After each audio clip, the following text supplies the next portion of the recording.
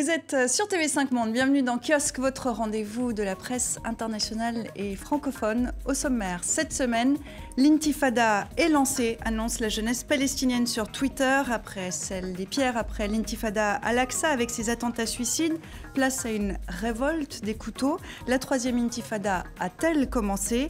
Faute de vision politique des dirigeants, ces violences sont-elles en train de tourner à l'affrontement religieux? Qui croit encore à la paix au Proche-Orient? L'affaire Air France est-elle le symbole d'un dialogue social en panne en France? Refus de serrer la main, jeté de pots de yaourt. Le président et son ministre de l'économie ont été chahutés par des syndicalistes cette semaine. Gouvernement et partenaires sociaux doivent dialoguer demain lundi dans un contexte des plus tendus. L'exécutif patine sur un terrain pourtant marqueur de la gauche. Alpha Condé, réélu à la tête de la Guinée dès le premier tour, son principal rival, Cellou Dalein Diallo, rejette en bloc les résultats, évoquant un simulacre de scrutin, mais lance un appel au calme. Sera-t-il entendu dans ce pays habitué aux violences électorales? Et puis, nous retrouverons dans cette émission aussi notre correspondant Michel Cerutti en Suisse, où se déroulent en ce moment des législatives. Pour décrypter toute cette actualité avec nous, Pierre Aski, cofondateur du site d'information Re89. Vous avez débuté votre carrière à l'agence Prospress, notamment correspondant en Afrique du Sud. Puis vous avez rejoint le quotidien Libération, d'abord comme responsable de la rubrique Afrique, ensuite comme correspondant à Jérusalem puis à Pékin. Également chef du service international et rédacteur en chef adjoint depuis 2007. Vous êtes donc aux commandes de Re89. Merci d'être avec nous. Bonjour.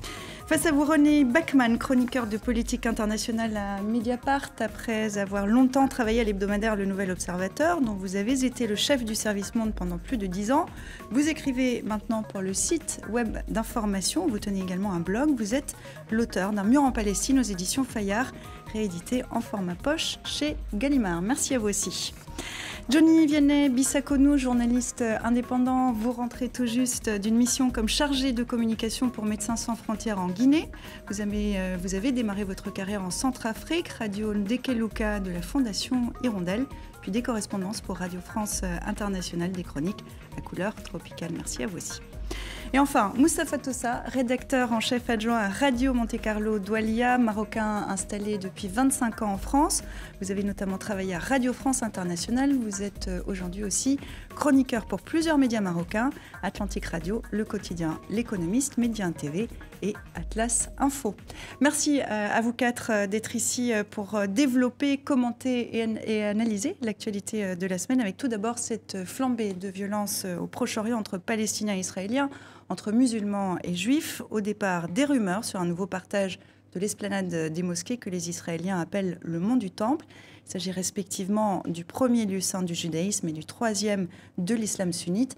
Depuis le début du mois, on dénombre une cinquantaine de morts, agressions au couteau par des Palestiniens contre des Israéliens et représailles.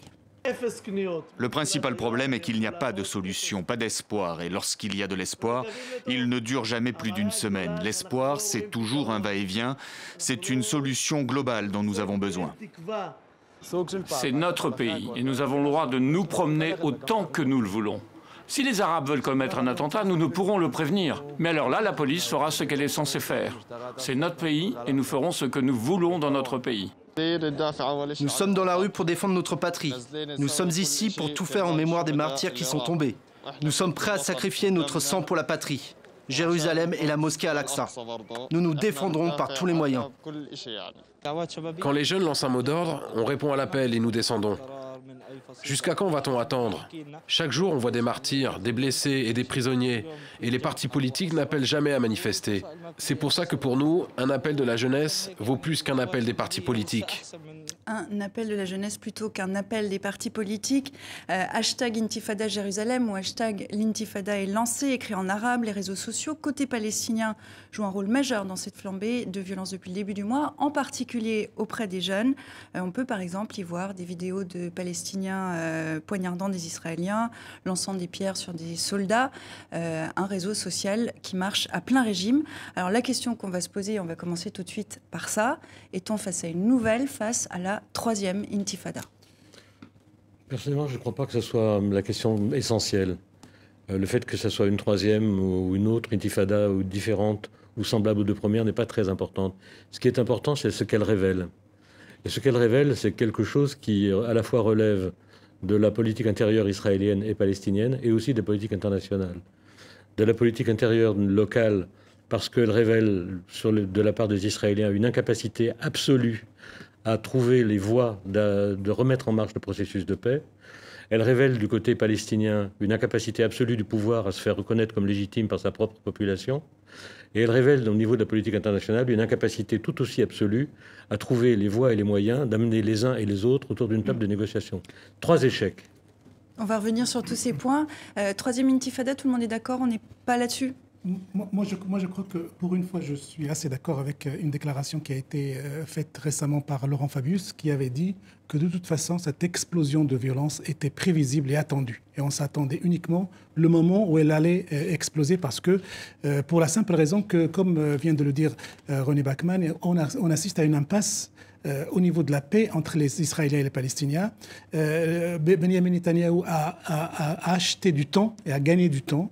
Et Mahmoud Abbas, à la tête de l'autorité palestinienne aussi. Donc il y avait une énorme attente des Palestiniens.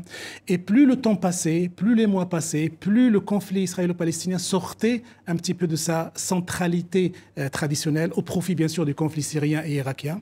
Et la tension montait. Donc à un moment ou à un autre, les deux sociétés qui attendaient la paix, que ce soit la société israélienne ou les Palestiniennes, à un moment, ils allaient entrer en collusion. Alors, une troisième intifada ou une intifada supplémentaire.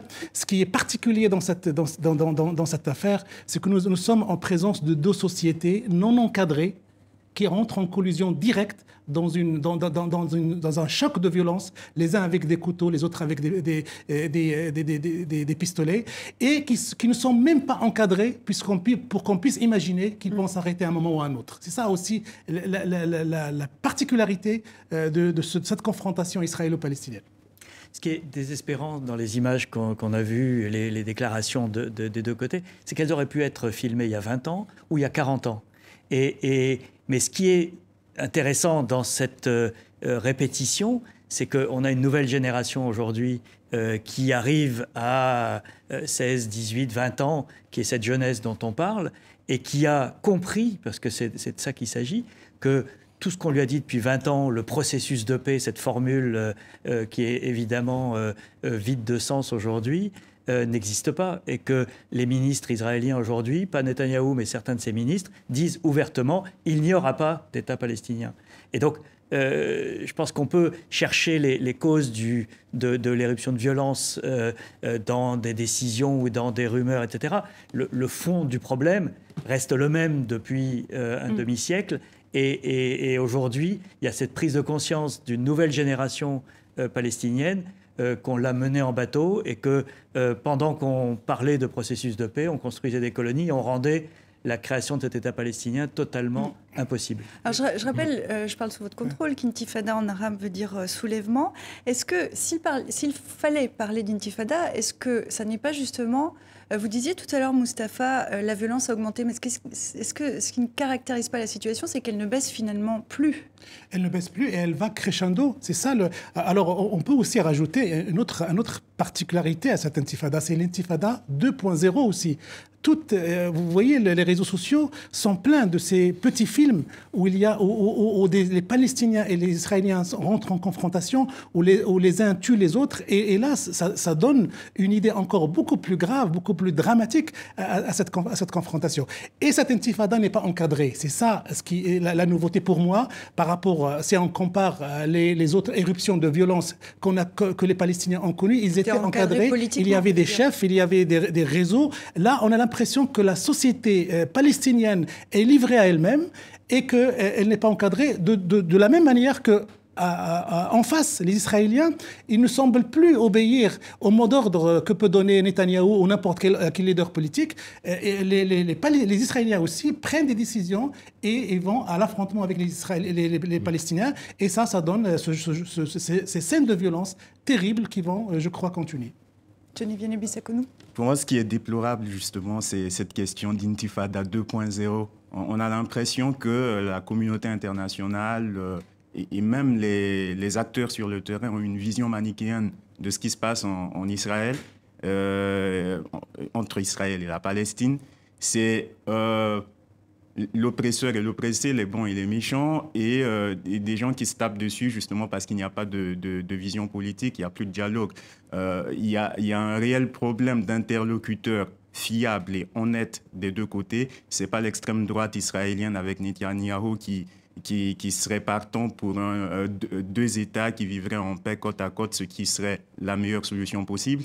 Ce n'est pas non plus le Hamas, parce que rappelons quand même que l'extrême droite israélienne a été réélue parce que l'électeur israélien se dit que voilà, le processus de 2005 qui a permis le retrait des militaires et d'une partie des civils dans la bande de Gaza et le nord de Cisjordanie, si justement on arrive juste à avoir un État palestinien, ce ne serait pas une nouvelle plateforme de tir de roquettes sur nous. Et donc on fait confiance à une extrême droite israélienne qui va au combat et qui n'est pas d'accord avec... Ça, c'est du côté israélien. Du côté palestinien, justement, on a cette guerre d'images sur Twitter, sur Facebook, qui est encouragée justement par des gens qui ne vont pas au casse-pipe, des gens qui ne sont pas des chairs à canon, mais qui disent à ces jeunes, voilà, allez dans la rue. On a vraiment besoin d'interlocuteurs fiables au niveau de l'autorité palestinienne qui pourraient défendre comme des révolutions tunisiennes qui viennent d'être couronnées par le prix Nobel, des gens qui pourraient lutter, mais vraiment d'une manière crédible et pacifique pour un État palestinien. Pas pour des gens qui enverraient des gens dans la rue pour mourir inutilement. C'est vraiment des scénarios qu'on avait déjà vus, qu'on est en train de nous rééditer. On a eu l'été 2014, on va avoir ça, on aura peut-être ça en 2016. Alors, il y a peut-être un nouvel interlocuteur. Vous dites que les interlocuteurs classiques sont épuisés, qu'on ne les entend plus. Est-ce que, par exemple, Salah Raed, le chef ultra-radical du mouvement islamique en Israël, qui est considéré comme le cerveau des émeutes sur l'esplanade des mosquées, la plus récente, est-ce que lui, c'est un nouvel interlocuteur ? Et est-ce qu'il a une place, une voix qui est entendue aujourd'hui ? À quel point est-il entendu ? Oh, il est entendu parce qu'il s'exprime parmi les Arabes israéliens. C'est une voix islamiste. Donc, c'est une voix qui est particulièrement, dont les échos sont particulièrement soulignés par les médias, notamment israéliens, mais c'est une voix parmi d'autres. Ce sur quoi je voudrais insister, c'est sur le fait que nous aurions tort de considérer que c'est une éruption de violence à partir de zéro. Il ne s'agit pas d'un orage dans un ciel clair, ce que nous sommes en train de voir maintenant. Il s'agit de quelque chose de totalement différent. La violence n'est jamais absente entre les Israéliens et les Palestiniens. Elle est toujours présente. Les démolitions de maisons continuent depuis des années de la part de l'armée israélienne. Les confiscations de terres continuent depuis des années. En 1993, quand on a signé les accords d'Oslo, il y avait 200 000 colons à peu près en territoire en Cisjordanie et à Jérusalem. Maintenant, il y en a 570 000. Ça veut dire que les Palestiniens se retrouvent devant une situation d'oppression, de vol de terre, de confiscation, de violence permanente, qui est une vraie violence aussi. Le fait de se faire voler sa terre, sa maison, c'est une violence. Et puis, on peut faire remonter la violence, le départ de la violence, ou même de cette soi-disant intifada, à une autre date que la date commune. On peut la faire remonter au mois de juillet, lorsque des colons sont venus attaquer un village palestinien et ont brûlé vif un enfant, et ses parents sont morts peu après. Donc la violence n'est pas une chose explosive, elle est une chose constante. Moi, je voudrais remonter à une autre date. Dans quelques jours, début novembre, on va commémorer l'assassinat, il y a 20 ans, d'Yitzhak Rabin, qui a été l'ancien Premier ministre, donc l'homme de la poignée de main avec Yasser Arafat. Tué par un fanatique, d'ailleurs, rappelons-le. À cette époque des accords d'Oslo dont parlait René. Et cet assassinat par un extrémiste juif religieux a mis fin à cet espoir qui reposait sur des fondations extrêmement fragiles et qui était plein de défauts, mais qui était la première vraie tentative de faire la paix entre Israéliens et Palestiniens. Moi, j'étais correspondant à l'époque. J'ai vécu peut-être les 6 mois à Jérusalem, pendant lesquels une grande majorité d'Israéliens et de Palestiniens a cru que c'était arrivé. Donc c'est possible. Il y a eu ce moment un peu magique, mais qui a duré 6 mois. Et ensuite, les ennemis de cette entente et de cette idée de partage de cette terre que revendiquent ces deux peuples se sont réveillés et mis en route. Et ils ont réussi à tuer ce processus. Depuis, on vit dans cette période extrêmement ambiguë où l'autorité palestinienne issus des accords d'Oslo continuent à faire ce travail de supplétif, dans une certaine mesure, des forces de sécurité israéliennes. Beaucoup d'attentats sont empêchés par la police palestinienne, pas par l'armée israélienne. Il y a cette séparation territoriale qui est allée croissante. Lorsque j'étais correspondant à Jérusalem il y a 20 ans, vous entriez à Gaza, mais en 1 heure de Jérusalem à Gazaville, sans problème, avec sa voiture à plaque israélienne. Aujourd'hui, c'est une journée entière en sachant pas si à l'arrivée vous y serez, parce qu'il y a des barrages, c'est la frontière internationale la plus protégée. C'est surtout un territoire qui est morcelé. Qui croit aujourd'hui encore dans cette solution d'un deuxième État, parce qu'elle est quand même toujours diplomatiquement remise sur le tapis. Qui y croit aujourd'hui encore? Justement, là maintenant, avec cette violence, cette éruption de violence entre Palestiniens et Israéliens, ça a réussi un petit peu à déplacer l'attention internationale de la Syrie vers la Palestine. La preuve, la semaine dernière, il y a eu une réunion aux Nations Unies sur cette thématique-là, où il y a eu beaucoup d'interventions, et il y a eu une proposition française assez originale. Je ne sais pas quel avenir elle va avoir, mais en tout cas, elle est en train de s'aimer quelque chose. C'est la proposition de déployer des observateurs internationaux, entre guillemets, une espèce de noyau de force internationale sur l'esplanade de la mosquée. Alors Israël a déjà dit non à l'ONU. A déjà dit non, mais c'est une idée qui circule dans les tuyaux et dans les relations et dans les rencontres diplomatiques que justement John Kerry va avoir avec les Israéliens et les Palestiniens, et que dans tout ce volet diplomatique de cette tension israélo-palestinienne, cette idée va peut-être... On a quand même l'impression qu'il faudrait mettre un observateur ou un casque bleu de l'ONU à chaque carrefour dans la région. Le problème, c'est qu'il y a déjà eu des observateurs. On les a oubliés parce qu'ils n'ont joué aucun rôle. Et après le massacre d'Hébron en 1995, il y a eu un déploiement d'observateurs dans cette zone qui est l'un des épicentres du conflit. Et qui étaient des Hollandais, des Norvégiens, etc., qui étaient en chemise blanche, avec des voitures clairement identifiées, qui n'ont rien empêché, qui sont partis sans que personne ne s'en rende compte, parce que...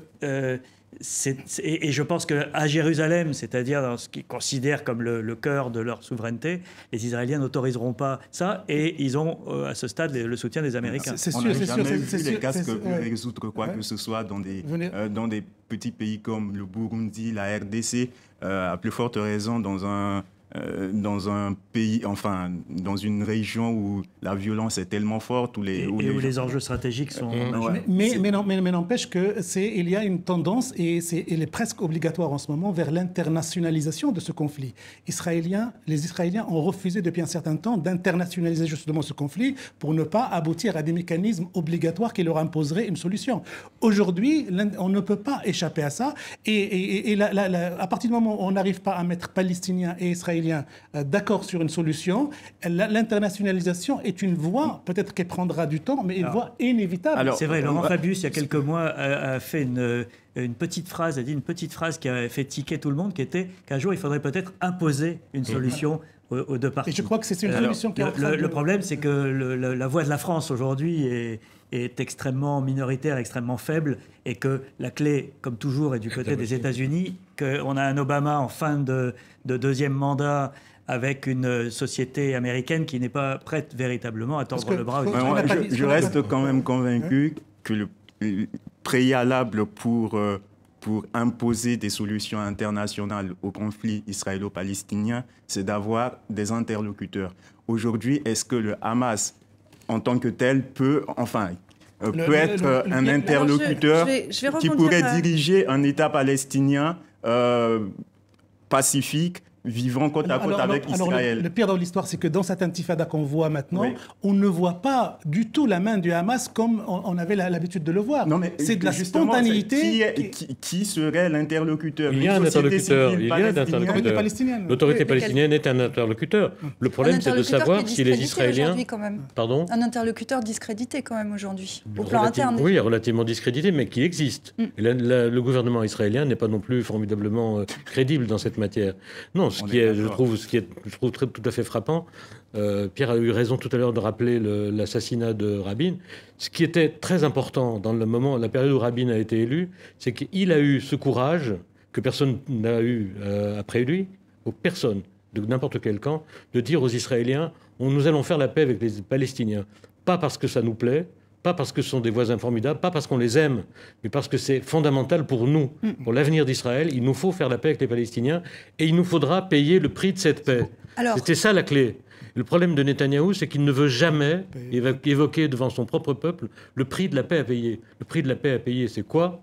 C'est de rendre les territoires, permettre d'évacuer les colonies, permettre un État viable. On va voir aussi que les espoirs de paix reculent dans les mentalités. En témoigne un sondage mené en juin par le Palestinian Center for Policy and Survey. La création d'un État palestinien s'envisage de moins en moins. 51% chez les Israéliens, 51% chez les Palestiniens. Et ça sera le mot de la fin sur ce thème. Qui veut encore de la paix ou plutôt qui y croit encore ?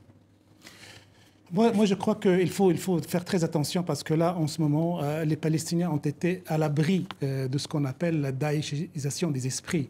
Daesh, l'État islamique, existe en Irak, existe en Syrie et jusqu'à présent, menace Gaza. Miracle des Palestiniens. Et n'a pas encore pris pied chez eux. Alors, moi, j'ai bien peur que si on laisse les choses s'aggraver et de cette manière-là, un jour ou l'autre, une organisation terroriste de cette puissance et de cette dangerosité peut très bien prendre pied là-bas. Et là, c'est très, très grave pour tout le monde. Je pense peut-être qu'on n'entend pas beaucoup, on ne donne pas beaucoup la parole aux gens qui veulent la paix dans les deux camps et qu'il faudrait peut-être les chercher et les mettre en avant parce que c'est eux le seul espoir d'une sortie de crise entre Israéliens et Palestiniens. On ne leur donne pas la parole, c'est vrai. Cela dit, pour s'en tenir à Abbas, c'est vrai qu'il est discuté, qu'il est contesté, qu'il n'a pas été un président extraordinaire. Il a eu une constante que n'a pas eu Netanyahou. Sa constante a été de dire « nous n'utiliserons pas la violence ». Il est exclu d'utiliser la violence. Il s'est fait élire sur ce mot d'ordre et il est resté fidèle à ce mot d'ordre depuis le début. C'est pour ça que je pense, moi, avec toutes les imperfections qu'on peut dénoncer, qui sont très très nombreuses, l'autorité palestinienne reste un interlocuteur, faute d'autres. Moi, je suis convaincu qu'il n'y a pas de solution militaire à ce conflit. Les Israéliens ne vont pas faire disparaître les Palestiniens de la terre et les Palestiniens ne vont pas chasser les Israéliens à coups de couteau. Et donc, il y a un moment où les héros seront fatigués, où le contexte, comme en 93, permettra de remettre tout le monde autour de la table. Et à ce moment-là, les interlocuteurs existeront parce qu'ils existent. Simplement aujourd'hui, ils n'ont pas. C'est pas eux qui sont autour de la table parce qu'il n'y a pas de table et il n'y a rien sur la table. Donc le vrai problème, il est que les conditions n'existent pas aujourd'hui et que celle qui existe, c'est celle de l'affrontement. Par ailleurs, en Palestine, il y a une société civile tout à fait dynamique qui peut parfaitement prendre la relève des politiciens actuels. Merci à vous quatre. On verra si ça sera le cas ou pas. Envolons-nous maintenant vers l'Hexagone où l'affaire Air France prend une tournure très politique. Le gouvernement de François Hollande traverse une zone de turbulence. Des ministres se contredisent, d'autres se font chahuter. Le président lui-même n'est pas épargné. Tout a commencé avec les violences, cette image d'une chemise déchirée lors du comité central d'entreprise d'Air France, lundi il y a 2 semaines. Attachez vos ceintures, on décolle. Madame, monsieur, bonjour et bienvenue à bord. Welcome aboard, ladies and gentlemen. La représentation qui va suivre concerne votre sécurité à bord. Merci de nous accorder votre attention. Ces agissements sont l'œuvre de voyous. L'emplacement de votre gilet de sauvetage est indiqué sur l'étiquette devant vous. Nous pensons que ce plan peut être aujourd'hui évité. Si le dialogue social s'approfondit, c'est le cas depuis quelques jours et je m'en réjouis. Ce chaudronnier de 39 ans a refusé de serrer la main du président François Hollande. Concernant la CGT, on ne considère pas qu'on doit vous rendre la politesse. On regarde ce qui se passe. Ce n'est pas bien grave. Ce qui est positif, c'est qu'il y a eu un échange. En cas d'évacuation, des panneaux lumineux vous permettent de localiser les issues de secours. C'est Emmanuel Macron qui est à la tribune. Il était venu parler d'économie. Il sera pris à partie par des militants de la CGT armés de yaourt. Tu es un assassin, tu assassines les chômeurs. Tu assassines les chômeurs, oui. Les agriculteurs, ils pètent, ils ont obligatoirement les taxis. Mais oui. Mais parce qu'on est dans une société où il n'y a que ça. Les gens en face, les puissants n'ont peur que de ça, n'ont peur que de la violence. Au nom de toute la compagnie Air France, nous vous souhaitons un excellent vol. Alors, l'épilogue provisoire, ce sont 5 salariés interpellés chez eux au petit matin. Ils seront jugés pour violence en réunion en marge donc, de ce comité d'entreprise et de cette chemise arrachée. Xavier Mathieu, qu'on vient d'entendre, justifie la violence physique en réponse à la violence symbolique d'un plan social. Est-ce que l'ancien syndicaliste CGT de Continental a raison? Est-ce qu'aujourd'hui, il n'y a plus que la violence qui marche dans le dialogue social en France?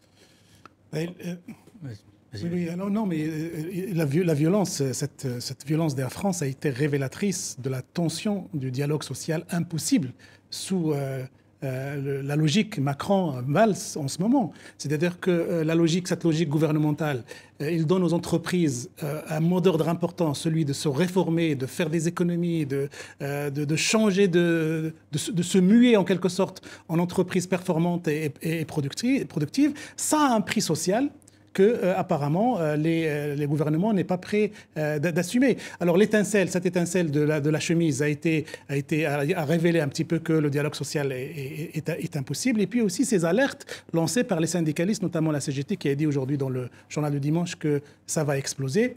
Moi, j'ai l'impression qu'à un moment ou à un autre, on arrive à l'heure de vérité. L'heure de vérité, prôner une politique de droite avec des interlocuteurs qui exigent une autre politique. Quand même, si on reprend les derniers combats de travailleurs, si vous me passez l'expression, les agriculteurs arrivés en tracteur à Paris, 1 milliard d'euros d'aide, les chauffeurs de taxi qui ont réussi à tenir Uber à distance, on se souvient tous de ces images de voitures renversées, de périphériques autour de Paris bloqués, Uber tenu à distance, les employés des ferries de Calais bloquent l'accès au tunnel sous la Manche, 4 emplois sur 5 qui étaient menacés sont sauvés. On a quand même l'impression que c'est cette forme de violence sociale qui est entendue aujourd'hui. Vous êtes d'accord avec ça ou pas? La violence sociale n'est pas toujours du côté de ceux qui déchirent les chemises. Déchirer une chemise, c'est vrai que c'est très ennuyeux pour ceux qui sont propriétaires de la chemise, mais déchirer les vies des gens en les mettant au chômage, en mettant 1900 personnes au chômage ou un peu moins, ou un peu plus, on ne sait pas exactement où on en est d'ailleurs aujourd'hui, c'est aussi une grande violence sociale. Ce que j'ai trouvé, moi, absolument révoltant, c'est les propos du Premier ministre parlant de voyous lorsqu'il s'agit de syndicalistes qui déchirent une chemise. C'était d'une violence extrême. On peut peut-être réserver des mots pareils à des cas plus difficiles que ça. Ce qui me choque beaucoup, moi, dans l'affaire d'Air France, c'est qu'on ait mis beaucoup l'accent, et presque essentiellement l'accent, sur la déchirure de la chemise, et beaucoup moins sur les propos que tenait cette femme qui était dans la salle des négociations et qui est intervenue. Elle était bouleversée, cette femme, et elle était bouleversante, expliquant que ça faisait 4 ans que les salaires n'avaient pas été augmentés, ça faisait 4 ans que ces gens-là faisaient des sacrifices, ça faisait 4 ans qu'il y avait eu des réductions d'emploi. En vain, rien ne s'était passé, et qu'on n'allait pas en plus leur demander d'en faire encore. D'autant plus que le problème d'Air France, si on veut regarder de façon attentive le bilan d'Air France, ce ne sont pas les salaires des employés, y compris ceux des pilotes, qui sont, il est vrai, très importants, mais ce n'est pas les salaires des pilotes qui sont la cause principale des problèmes d'Air France. Il y en a plein d'autres, ne serait-ce qu'un, je ne veux pas énumérer tous les problèmes, il y en a un qui est le prix démesuré des services des aéroports de Paris. Et puis, il y a quand même un double problème dans cette affaire. Il y en a un qui est quand même le problème spécifique d'Air France, qui m'a l'air géré socialement comme on gérait au XIXe siècle.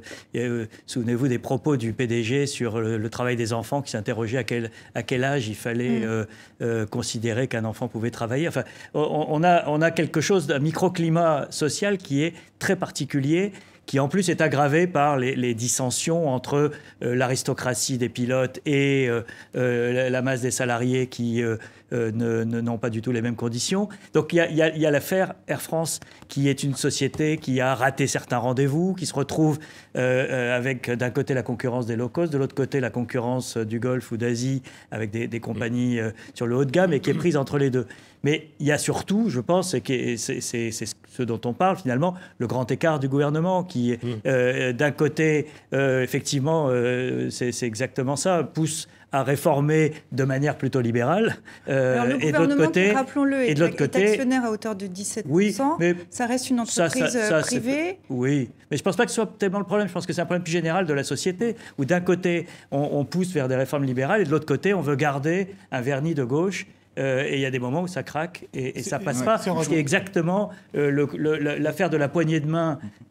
Ça rappelle ce qui se passait sous Sarkozy. Sarkozy a eu des poignées de main refusées à son époque et que ça arrive. Tous les présidents de la Ve République. Mais que ça arrive à François Hollande, que ça arrive à François Hollande aujourd'hui, c'est la preuve de cette impasse dans laquelle il s'est. Parce que comme je disais tout à l'heure, c'est le marqueur de la gauche. Est-ce qu'aujourd'hui c'est encore plus grave parce que la gauche est au gouvernement? Non, mais justement, c'est parce que ce gouvernement a échoué à trouver la bonne formule. C'est juste ça. Et ils accusent des intellectuels de faire le jeu du FN, alors que clairement, ce gouvernement de gauche, qui ne pratique pas une politique de gauche, mais plutôt de droite, est en train de pousser ce qu'on pourrait appeler les nouveaux prolétaires, la classe moyenne, les gens qui font face à des difficultés sociales, à croire à des discours populistes de l'extrême droite. La bonne formule, c'est quoi? Si on regarde bien, en même temps, un pays comme la France, qui a des siècles de tradition syndicale, doit entrer dans le concert des nations. Les start-up, Je vais rebondir sur ce que vous dites, Johnny, pardonnez-moi, je vous interromps. Regardez cette une de l'hebdomadaire Courrier International qui titre « Incorrigible français », le dialogue social vu par la presse étrangère, qui avance quelques pistes de réflexion. Alors pour un chroniqueur du quotidien britannique Guardian, c'est tout simplement le cri de désespoir de salariés inquiets pour l'avenir. C'est un peu ce que vous évoquiez, René Bachmann. Je rappelle que la direction d'Air France prévoit de supprimer 2900 postes au cours des 2 prochaines années. Les affrontements d'Air France sont par ailleurs dans le droit fil de la lutte sociale à la française, selon le britannique aussi Daily Mail. Vous êtes d'accord avec ça? Il y a ce côté indécrottable français où on va dans la rue, ou est-ce que c'est un cliché? Il faut rajouter à ça la communication brouillonne du gouvernement. Il faut rappeler l'image de Manuel Valls qui a atterri à Air France, et avec un grand discours très très fort en utilisant le mot voyou. Il est avec la direction, et quelques jours plus tard, ou même quelques heures plus tard, il laisse passer le doute selon lequel ce plan-là, pour lequel la direction se bat pour le faire passer, on peut le supprimer, on peut avoir un plan B. Donc il y a une communication brouillonne du gouvernement qui fait naître des espoirs, qui fait naître aussi du désespoir, et qui participe à créer de la tension. Quant à l'idée de voir est-ce que les Français sont d'indécrottables syndicalistes, tout ça, oui, la France est perçue sur le plan international comme le territoire des combats sociaux. Donc alors je ne sais pas si c'est le cas maintenant, mais en tout cas dans l'histoire. Le CDE parle de 8% en fait de syndicats. C'est ce que j'allais dire, avec des syndicats qui sont représentatifs de rien du tout, parce qu'ils sont beaucoup moins importants qu'en Grande-Bretagne ou en Allemagne. Est-ce qu'aujourd'hui le problème justement en France, ça n'est pas la faiblesse des syndicats? Non, mais je pense que la principale faiblesse, elle est dans le fait qu'on est à un changement d'époque en termes de modèle économique global, en termes de pistes de réindustrialisation ou de création d'emplois, et que cette situation-là n'est pas prise en compte dans le discours politique. Les hommes politiques, et Hollande a été, je pense, de ce point de vue-là, commis une grave erreur, qui est de dire on va réamorcer la pompe de la croissance comme avant. Tout ça, c'est la faute de la droite qui n'a pas su le faire. Nous, on va relancer la croissance et tout ira bien. Or, on sait très bien qu'on a changé d'époque dans la mondialisation, dans la façon dont on produit aujourd'hui, et qu'on ne va pas refaire du textile en France comme on en faisait au 19e siècle. On ne va pas produire du charbon ou des chaussures. Donc le gouvernement n'a pas su conceptualiser le nouveau modèle dans lequel nous entrons, et il a créé une confusion et une incompréhension du monde dans lequel nous sommes. C'est justement ce que j'étais en train de dire, et j'irai plus loin en disant que ce gouvernement, en même temps, veut pratiquer une politique de gauche, mais en même temps veut entrer dans le concert des nations. Il n'arrive pas à s'affirmer, il fait du pilotage à vue, taxi, Uber. Ils ne peuvent pas gérer ça parce que c'est des start-up, c'est de nouvelles formes d'entreprise. Aujourd'hui, des médias comme Rue 89 doivent trouver de nouvelles modèles économiques. Non, le seul truc, c'est d'affirmer une politique nationale qui pourrait continuer à faire de la France une grande nation dans la mondialisation. Et là, par exemple, Valls qui met en avant l'argument de la Crimée pour refuser de vendre les Mistral à la Russie. va quand même les vendre à Sisi ou bien à l'Arabie Saoudite, qui n'est pas forcément le pays le plus démocratique de la planète. C'est qu'il n'arrive pas à s'affirmer avec une politique économique et sociale qui est claire pour tout le monde, quoi. Moi, je voudrais revenir sur cette image-là du syndicaliste de la CGT qui refuse de serrer la main à François Hollande. Il est terrible, cette image, parce que c'est un syndicaliste et il refuse de serrer la main à un président socialiste, la gauche au gouvernement. Donc ça nous donne l'immense fossé qui sépare cette gauche au gouvernement avec les classes ouvrières. Alors, c'est une image qui peut avoir son impact alors que nous vivons à la veille d'élections régionales, à la veille d'élections présidentielles. La gauche au gouvernement semble avoir perdu tout rapport avec les classes ouvrières. Avec la gauche. Avec la gauche ou avec les classes ouvrières en tout cas. Et cette image-là, elle illustre à merveille et elle aura son impact et son importance quand il s'agira de réécrire les équations politiques, les régionales et présidentielles. Alors on va faire un dernier tour de table sur... Je voudrais ajouter un point qui pour moi était assez frappant dans cette gestion de la crise par la direction d'Air France. Cette direction d'Air France, on te demande en vertu de quels critères ils ont été choisis. Parce que l'un des points importants de la manière dont ils ont géré la crise actuelle, c'est en accentuant les divisions à l'intérieur de leur propre personnel. C'est-à-dire en braquant les gens qui sont en bas de l'échelle contre les gens qui sont au milieu, et ceux qui sont au milieu contre ceux qui sont en haut, c'est-à-dire les pilotes. Ce qui est introduire dans une vraie crise sociale une dimension en dehors de la crise sociale qui est catastrophique. Et ils ont cru probablement qu'ils arriveraient à maîtriser les différents conflits en faisant apparaître des conflits entre les différentes catégories, ce qui a été un véritable désastre. Air France mérite beaucoup mieux que ça, et je ne pense pas que ni les dirigeants actuels d'Air France, ni, hélas, nos dirigeants actuels sont de taille pour résoudre le problème qui se pose, qui concerne aussi effectivement les nouvelles relations internationales et la nouvelle manière de bâtir des compagnies aériennes. Air France, c'est évident, ne pourra jamais être concurrent d'une compagnie comme Etihad ou comme Qatar Airways ou comme les autres compagnies du Golfe, simplement parce que ces compagnies-là sont payées en grande partie par leurs propres États et leurs dépenses sont bien inférieures à celles qu'Air France doit affronter. Et pour conclure sur ce thème, j'ajouterai que la 4e conférence sociale du quinquennat aura lieu demain lundi.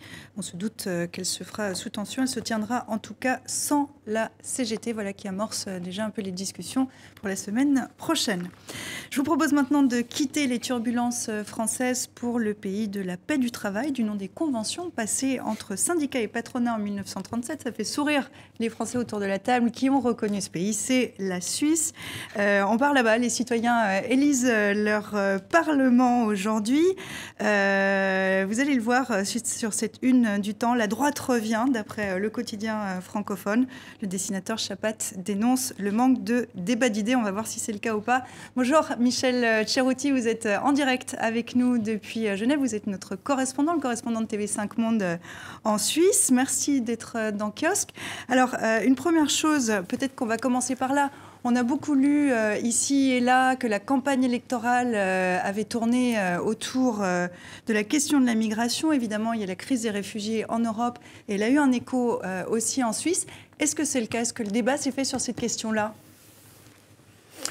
Écoutez, oui et non, j'ai envie de vous dire, c'est une réponse très suisse que je vous fais là, ou normande, c'est selon. Non, pourquoi? Parce que le débat sur l'immigration de manière officielle n'a pas eu lieu. Même l'UDC a été réticente, donc le parti populiste qui prône une Suisse fermée, qui est contre les bilatérales, qui est contre l'Union européenne, a été très, très hésitant à utiliser cet argument-là afin qu'on ne le lui reproche pas et que le débat, éventuellement, s'il y en avait eu un, puisse s'enliser là-dessus.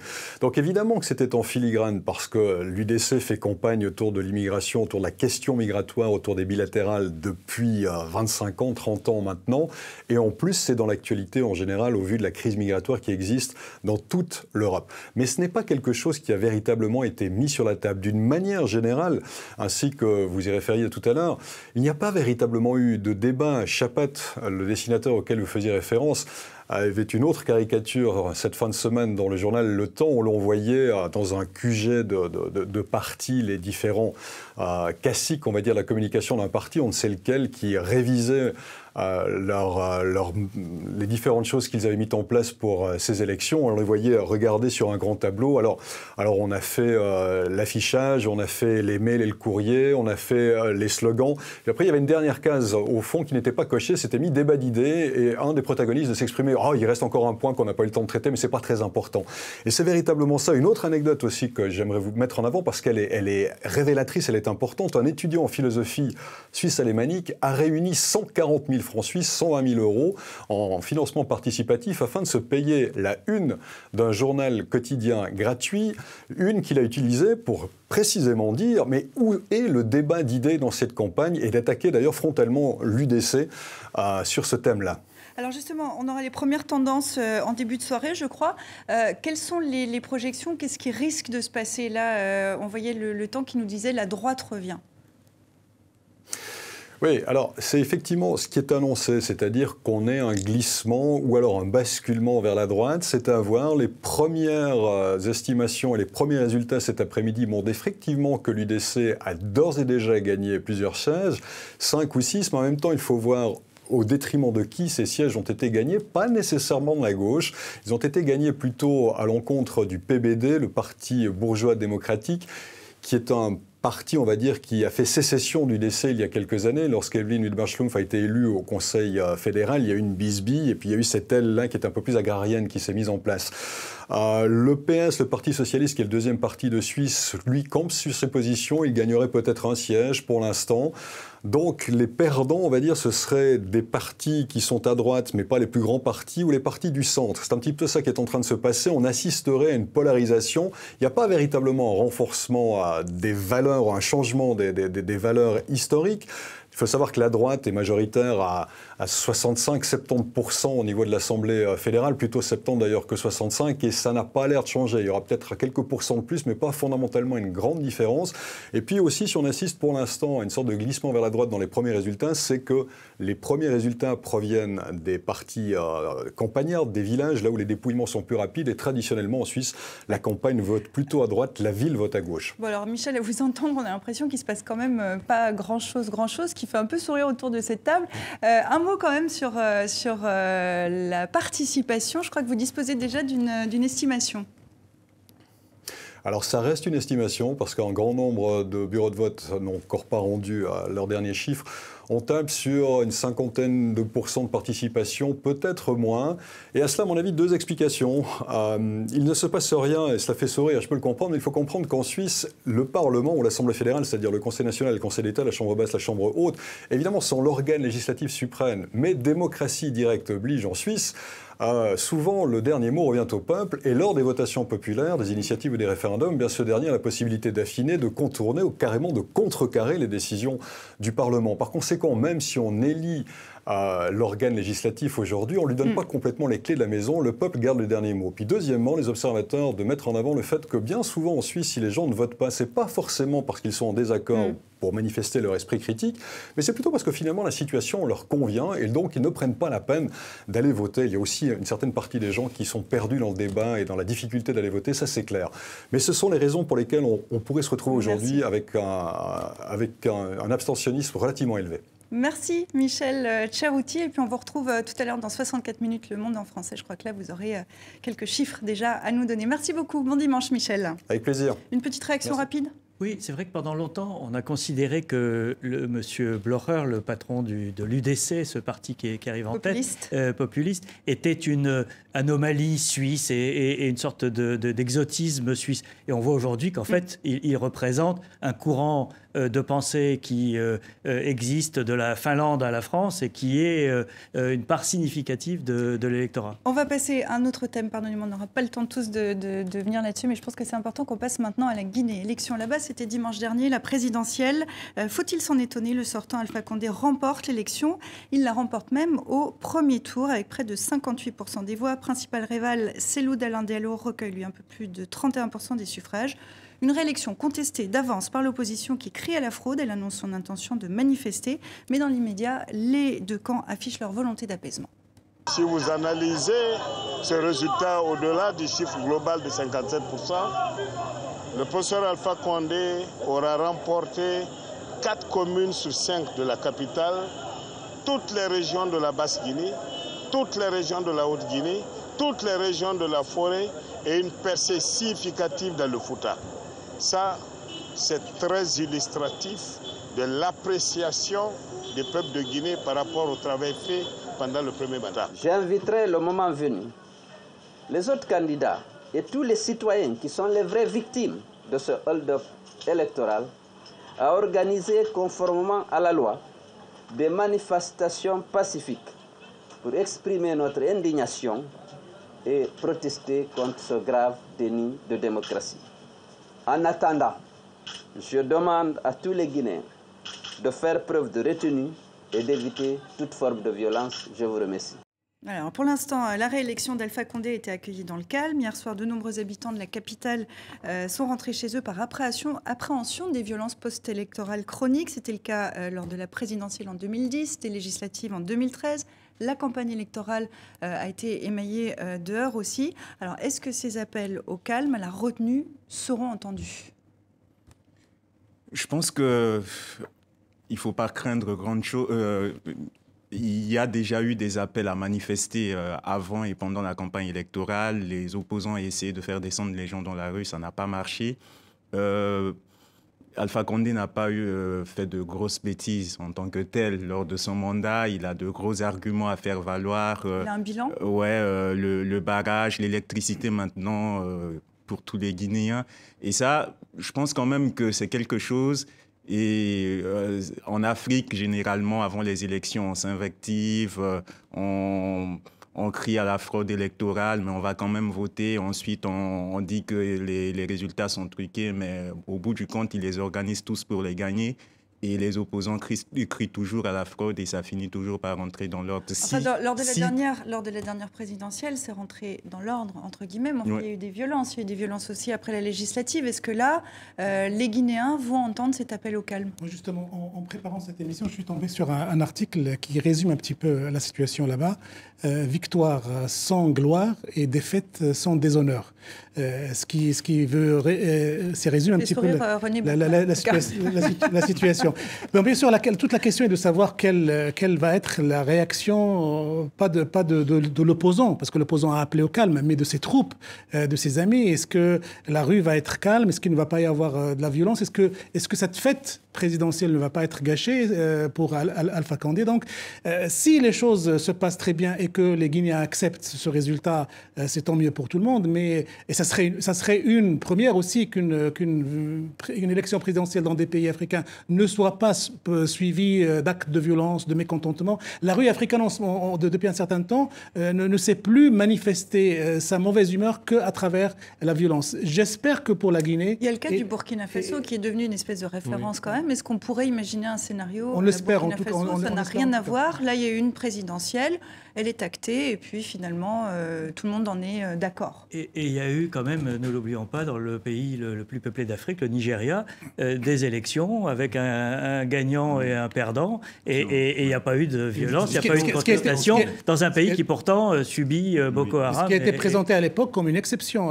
Oui, tout à fait, mais on est encore dans des phases où ces institutions, ces élections plus ou moins transparentes, avec plus ou moins de contrôle, à chaque fois on est dans la part de risque de quelque chose qui se construit, mais la violence et la contestation ne sont pas nécessairement une fatalité. Et effectivement, la leçon du Burkina, elle est plus profonde. Elle est aussi sur le fait que les gens ne veulent pas se laisser voler aussi leurs droits constitutionnels, c'est-à-dire le fait de prolonger un mandat. On va voir ce qui va se passer au Congo ou en RDC, enfin dans les pays où les présidents sont tentés de prolonger indûment leur présence au pouvoir malgré les constitutions. Mais on est encore dans le rodage de tous ces systèmes. En Guinée, on peut être tenté de dire, évidemment, c'est une tentation très facile. C'est un pays où il y a toujours des problèmes après les élections.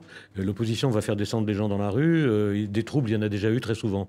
On peut aussi tenir le raisonnement exactement contraire. C'est-à-dire cette élection s'est passée finalement pas si mal que ça. Même les observateurs de l'Union européenne n'ont pas remarqué à la fin de l'élection qu'il y avait des choses absolument scandaleuses. Elles ont été, disons, relativement correctes, sans qu'on insiste trop là-dessus. Mais de la même façon qu'on aurait pu penser que ça pouvait tourner mal, parce que ça a l'habitude de tourner mal, on peut dire exactement le contraire. C'est-à-dire que les Guinéens en ont tellement assez de ces élections et de ces conflits politiques qui tournent mal, ils peuvent se dire, bon, maintenant on a eu des élections à peu près décentes, mais on ne va pas en plus descendre dans la rue pour mettre tout par terre et pour retrouver de la violence. Johnny, je vous passe la parole. Je rappelle que vous rentrez de Guinée, vous étiez là-bas en mission pour Médecins sans frontières. Oui, justement, on craignait la violence à un moment. On pensait que, par exemple, quand Moussa Dadis Camara a été interdit de rentrer en Guinée, on pensait que les forestiers... Parce que ce qu'il faut noter quand même, j'aime pas trop dire ça, mais c'est quand même très visible, on le sent en Guinée, ces fractures ethniques, ces votes... Ça, c'est quelque chose qu'on reproche à Alpha Condé, justement, c'est de diviser... Non, mais c'est commun à tous les Africains, à tous les Guinéens, ces votes par affinité, parce que c'est c'est le leader de la région, c'est un leader charismatique de l'ethnie, et donc les forestiers auraient pu faire un désordre quand Moussa Dadis Camara a été écarté.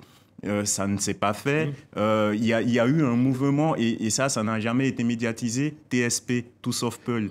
Il y aurait une coalition, même des opposants qui disent tout le monde sauf un Peul au pouvoir, quoi. C'est des choses que moi j'ai vues dans les rues de la Guinée. Mais finalement, le Guinéen, il s'est dit, je descends pas dans la rue, ça n'a pas vraiment clashé comme on s'y attendait, et ça s'est plutôt pas mal déroulé. On espère que ça va continuer parce que finalement, ça profite à qui ces violences post-électorales? Si c'est pas comme au Burkina pour affirmer son droit constitutionnel et ne pas se faire voler par des politiciens véreux, ça profite à qui finalement? Il y a aussi un autre élément qu'il faut surveiller, mais puisqu'on est encore dans l'élection, c'est voir aussi la réaction de la communauté internationale, les grandes capitales qui ont des intérêts en Guinée, voir comment est-ce qu'ils vont bénir cette victoire et le degré de leur bénédiction va pouvoir aussi influencer ou non l'hypothèse du retour à de la violence dans la rue guinéenne aussi. Ouais, je pense que cette bénédiction, Alpha l'a déjà, parce que du Burkina en Côte d'Ivoire, il s'est passé des choses pour éviter le retour de Moussa Dadis Camara. Donc quand même, quoi, dans la sous-région, ça va, et les gens ont plutôt intérêt à ce que ça se passe bien en général, parce que finalement, on a d'un côté bon nombre de chefs d'État africains qui sont arrivés au pouvoir à la faveur d'un coup d'État et qui, depuis 20, 30, 40 ans, gagnent systématiquement toutes les élections qu'ils organisent. Et on a, d'un autre côté, des exemples où il se passe bien, même si avec des irrégularités. On encourage qu'au moins ça. Oui. Les gens ont intérêt à ce que ça se passe bien. Je pense qu'on va garder ça, si vous en êtes d'accord, on va garder ça comme mot de la fin pour ce thème. Et je vous propose, avant de nous quitter, comme chaque semaine, ça c'est quand même le moment qu'on attend tous avec impatience, c'est la semaine de Dilemme en dessin. Vous allez le voir, un juif, un musulman se disputent une tombe. Dilemme revient bien sûr sur les tensions au Proche-Orient dont nous avons largement parlé en début d'émission. En Syrie, un djihadiste français parmi les plus dangereux selon les services de renseignement, sans doute un bourreau du groupe État islamique, aurait été la cible d'un bombardement français à Raqqa, d'après le quotidien Le Monde. Zut, je vais être déchu de ma nationalité, dit-il. La Turquie gagnée par la psychose après le double attentat suicide qui a fait 102 morts à Ankara la semaine dernière. Fumée noire à l'horizon qui pourrait bien être celle d'une Volkswagen, d'après Dilemme. C'est le mélange des genres de Dilemme qu'on aime beaucoup. Et puis c'était hier samedi, la 29e journée mondiale du refus de la misère que cherchent à fuir les réfugiés confrontés à une Europe qui dit non, incarnée ici par un douanier gueulard, c'est le moins qu'on puisse dire. Et enfin, Hillary Clinton paraphrase François Hollande, la candidate à la primaire américaine démocrate, a convaincu lors du début de mardi, notamment face à son principal rival Bernie Sanders. Merci Dilemme. Merci Dilemme et merci à vous quatre d'être venus dans Kiosque ce dimanche. À très bientôt. Merci à vous qui nous regardez derrière votre écran fidèlement chaque semaine. Je vous dis à la semaine prochaine. Retrouvez Kiosque à la même heure, au même endroit. Et c'est Isabelle Mangère qui sera là aux manettes. Je vous souhaite une excellente suite de programmes sur TV5 Monde.